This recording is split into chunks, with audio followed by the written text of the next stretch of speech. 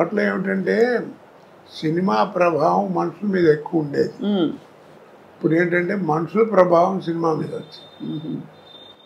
అంటే ఏ విధంగా సార్? అంటే కొన్ని ఉదాహరణలు ఇవ్వగలుగుతారా? ఈ మధ్య సినిమాలు ఏమన్నా చూసారా మీరు? ఏవో టీవీలో వచ్చేవి. ఇప్పుడు నేను కనీసం నాతో 100-110 సినిమాలు చేయించుంటారు పొలిటికల్ క్యారెక్టర్లో. మరి ఏది కోట శ్రీనివాసరావు బోర్ కొట్టాడని అనలా. అది ఎక్కడి నుంచి వచ్చింది అంత నాకు ఎక్కడి నుంచి వచ్చింది అబ్జర్వేషన్. ఇప్పుడు టీవీలో మాట్లాడటం బయట మాట్లాడటం చూస్తున్నాం కదా. ఆ రోజుల్లో అలా ఉండేది కాదు. ఆ రోజుల్లో కైకాల సత్యనారాయణ గారి దాకా వాళ్ళకి ఏంటంటే 5 రకాల సినిమాలే ఉండేవి. సాంఘికం, పౌరాణికం, జానపదం, చారిత్రాత్మకం, కౌబాయ్. 5 సినిమాలు. ఈ 5 సినిమాల్లోనే ఎవరు నటించినా నటన కూడా అలా ఫిక్స్డ్గా ఉండేది. సపోజ్ మహమ్మదీడు వేషం వేశారనుకోండి, మీకు ఇస్తే మాకు ఇస్తాం, మాకు పెడితే మీకు పెడతాం, అట్లా ఉండేది భాష. పొలిటికల్ లీడర్ చెప్పాలంటే సోదరి మనలారా అలా ఉండేది. పౌరాణిక అలాగా. ఇప్పుడు అలా కాదు కదా. అందుకని అప్పుడు యాక్టింగ్ కానీ ఇవి కానీ రిస్ట్రిక్టెడ్గా ఉండేవి. ఇప్పుడు ఆ రూల్స్ రెగ్యులేషన్స్ ఏం లేవు. ఇప్పుడు అన్నీ అందుకని అబ్జర్వేషన్. ఇప్పుడు బయట ఏ క్యారెక్టర్లు ఎక్కడ దొరుకుతాయని చూస్తుంటాం. మేనరిజమ్స్ అవును అలాగే ఆ తేడా బాగా వచ్చేసింది. తర్వాత ఇప్పుడు ఏంటంటే సినిమా తీసేవాడికే క్వాలిఫికేషన్ లేదు, డబ్బు ప్రాధాన్యం. కానీ చాలా భారీ సినిమాలు వస్తున్నాయి కదా సార్.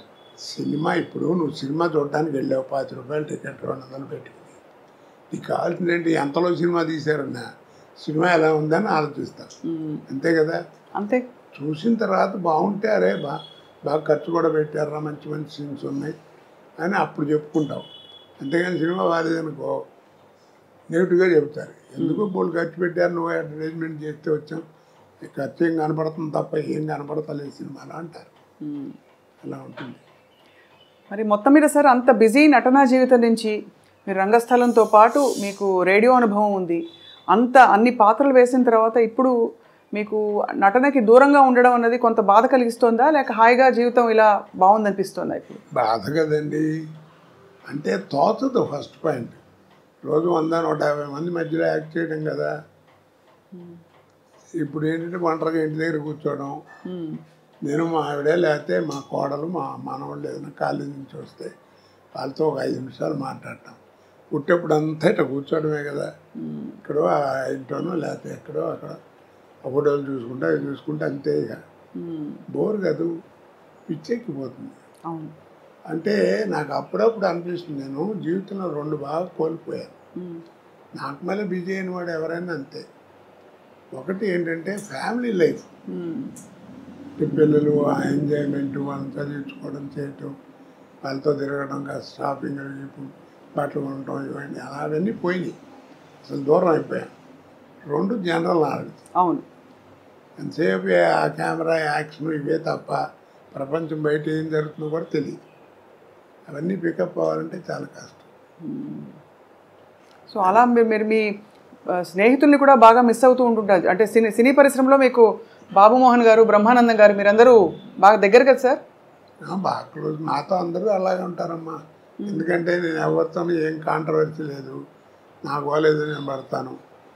అందరూ అంటారు ఏదో అని, అందరూ కావాలని కూర్చొని కామెడీ చెప్పించుకుంటారు. సినిమాల మీద జోకులు చెప్తామంటే వాళ్ళు చెప్పించుకుంటారు. అందుకనే 40 సంవత్సరాలు బతకగలిగాయి. లేకపోతే కాంట్రవర్సీ అయితే ఇప్పుడు పంపించేవారు. ఏదో ఒకటి గురించి అనడానికి ఏముంది, అనాలంటే బోళ్ళు అనొచ్చు. నిజమే కదా సార్. అంతే. అంటే కానీ మీకు అనే అర్హత కూడా ఉంది ఒకవేళ. ఏదో అర్హత ఎందుకంటే మీరు మీ స్వానుభవాలే కదా. మీరు 25 ఏళ్ళు రంగస్థల అనుభవం ఉందంటే అది తీసిపారలేని విషయం. ఆ రోజుల్లో మాండలికాలు ఇవన్నీ నేర్చుకోవటం అంటే తమాషానా. టీవీ వస్తుందని ఎవరు అనుకున్నారు కదా.